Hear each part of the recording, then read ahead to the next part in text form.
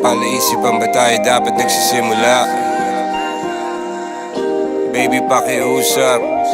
Kung magpapakilala sana, para bang idaan mo lahat sa hawa. Naligaw lang sa dinami-dami ng mga pasikot-sikot sa iyong katawan. Sana lang ay magpadaan. Nabulag sa iyong mga kurbada, nabudol sa mga usapang walang kontrata. Harutan hanggang sa abutan ng umaga. Walang sagot sa katanungan, tayo nga ba aruy? Kung ayaw masaktan, wag nang umasa. Nagbabaka sakali na lang na tsumamba. Mga dasal sa may kapal, sana gumana. Kaso madalas sila ni Satanas sa magkakutsaba. Matagal ko na tong pinapanalangin na ika'y tuluyang mapaibig sa'kin. Ngunit ako'y parang dagan, di na kitang nanlawin. Pinaglaruan tapos pinakawalan rin. Tinigay tahimik, isip ay malalim. Hirap lang basahin, tila babaybayin. Sarili kong lingwahe ng pag-ibig ay pag-amin. Ikaw ginawa mong sining ang pagiging sinungaling. Kung magpapakilala sana, para bang idaan mo lahat sa hawa.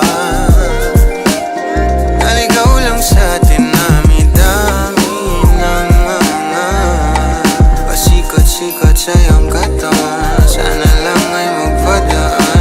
Ano ba talaga tayo?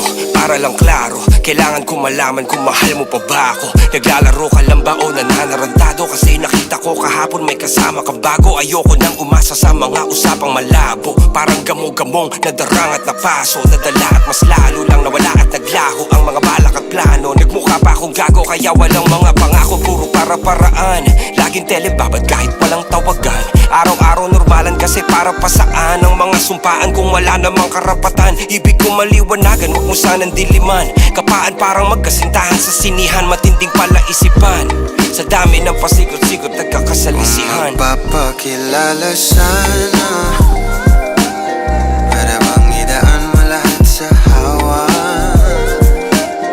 Naligaw lang sa dinami-dami ng mga pasikot-sikot sa iyong katawan. Sana lang ay magpadaan. Oras at konting espasyo lang nung kailangan nating dalawa sa ngayon. Ngunit parang di naman to hadlang. Palapit na tayo sa kalawakan. May dalawang magkasintahan sa taas ng bundok. Nagkasundong tapusin ang buhay nilang malungkot. Hindi na masaya sa kama, hanap na ituldok. Usapan ay sabay silang tatalon sa tuktok.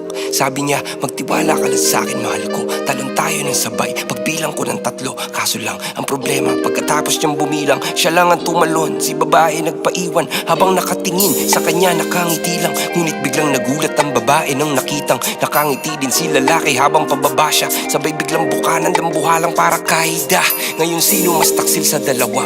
Sino ang mas tuso? Sino ang mas tanga talaga? Yung lalaki ba na may dalang backup plano? Yung babae na wala siyang balak back up?